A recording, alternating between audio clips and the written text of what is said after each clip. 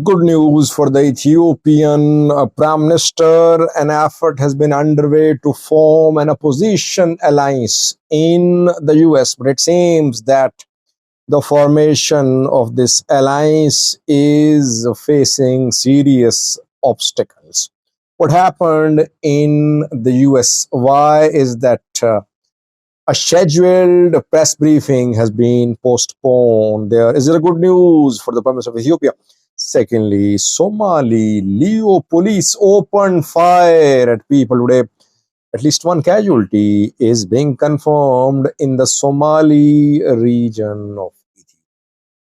Welcome to the channel. Thank you for watching.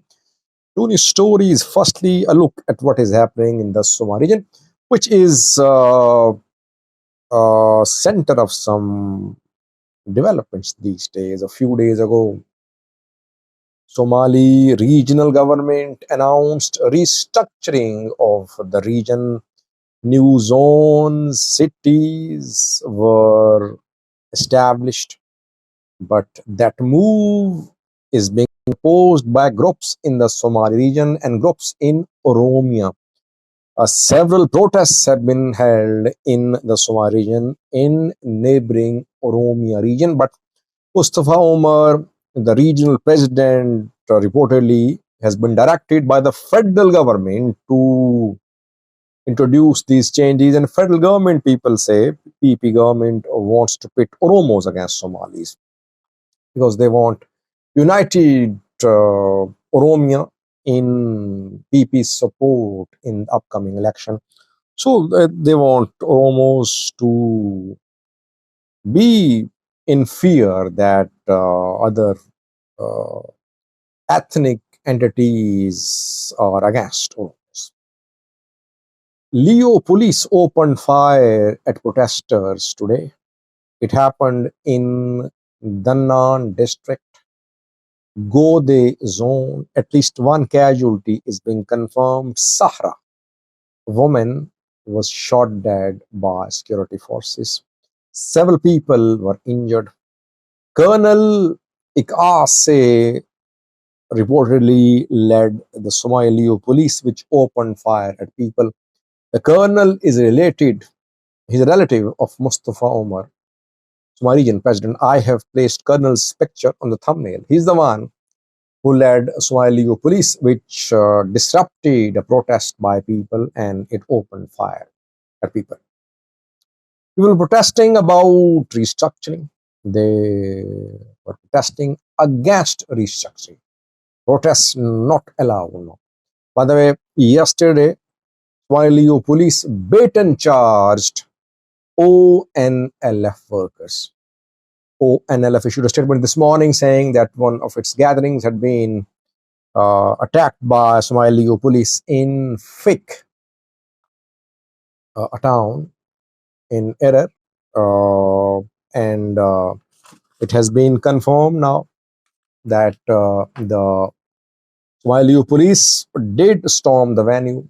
ONLF's ceremony in connection with its anniversary was disrupted. But luckily, Leo didn't open fire at ONLF people. Rather, they beaten charged ONLF people. Some were injured. But in Gode, Leo police shot people. They fired at people. One casualty is being confirmed. This is how governments talk to opposition. Governments talk to opposition, to critics, to rivals in Ethiopia. That is a shoot them dead. No difference of opinion allowed. Back to main news story, with good news for the Ethiopian PM. An effort is being made to establish a joint multi-ethnic opposition political cum military alliance against the Ethiopian government, Ethiopian ruling party, Ethiopian PM. But the day when this alliance was due to hold its press briefing, It suffered its first setback today. At 10 a.m. local time in the USA, Oromo, Amhara, Somali diaspora politicians were due to hold a press briefing to announce the formation of a multi-ethnic opposition alliance against the Ethiopian PM, but the press briefing has been postponed. Technical issues or some other issues. Issues are not technical. Since yesterday, Joar, others have been publicizing in social media that at the given time they'll hold a press briefing. People were waiting. Then at the last minute, press briefing postponed. Now a statement has been issued by Joar and others. We don't know which politicians are on board about this statement. We have seen some pictures. Even from these pictures, it's evident that some key leaders did not attend the discussions in the US. Firstly, a look at the statement. Oromo, Somali, Amhara politicians have issued a joint statement from the US. Which politicians? Joar was there, Bakle Garba was there, Professor Ezekiel Gabisa was there, professor, an activist, a scholar. From Amhara, there was Yilkal Gatnat, Niemen Zaleke, an activist. Lidito Ayale was there too. And some Somali politicians were there too. Ethiopian Somali politicians were there too. No Gaidu under Gaiju. Gaidu perhaps is the most well-known Amhara politicians in diaspora. He fled Ethiopia a few months ago. Is he in the US? If he is in the US, why didn't he attend this gathering of opposition politicians? The absence of Gaidu has raised very important questions. The opposition politicians say that they have agreed on one point, and that point is about the government of the Ethiopian PM Abiy.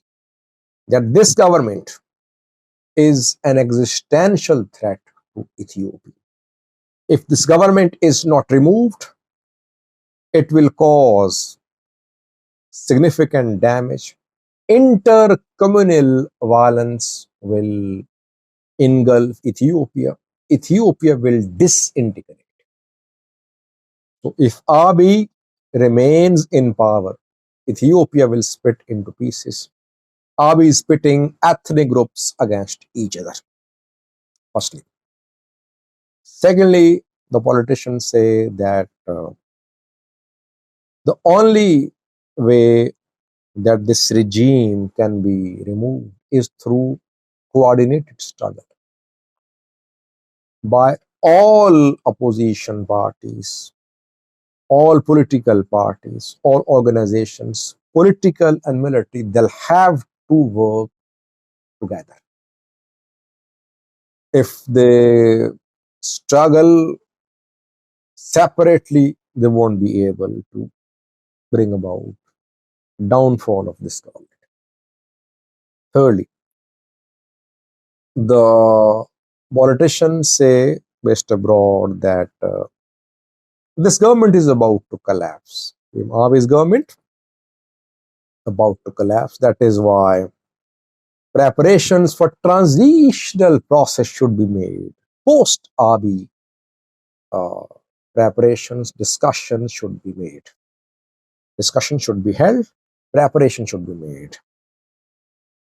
A 5-member temporary coordination committee has been established, which will coordinate with all the political parties, civic society organizations,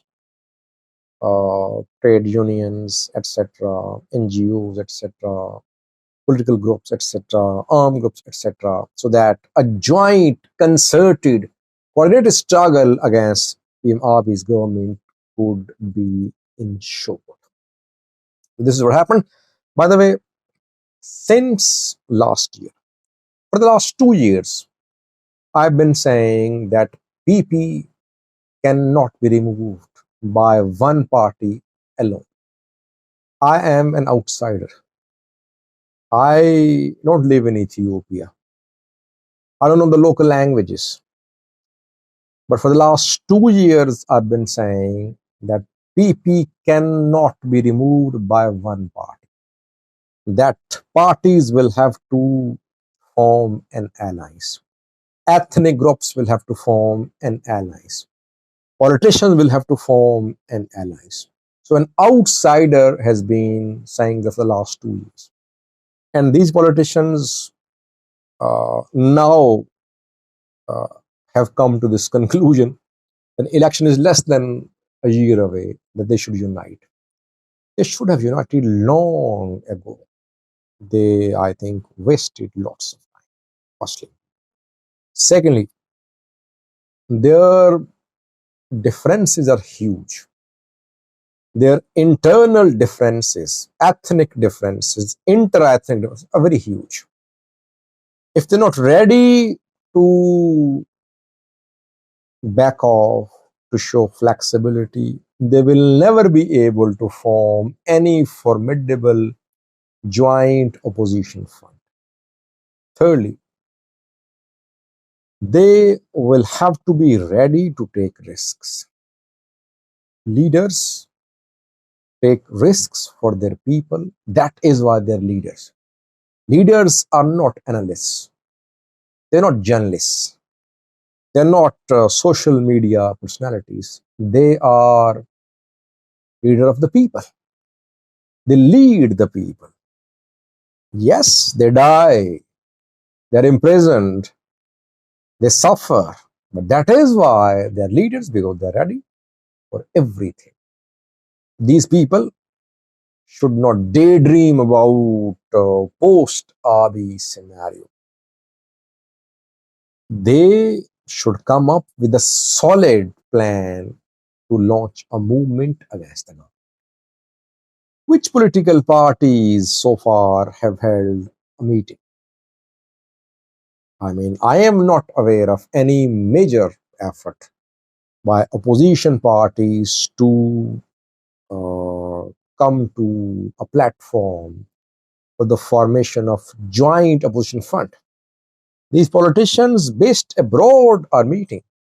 Why can't OFC, OLF, ONLF, NAMA, NAMA has a splinter group too, Parties in Tigray, Afar, Somali, why can't they meet?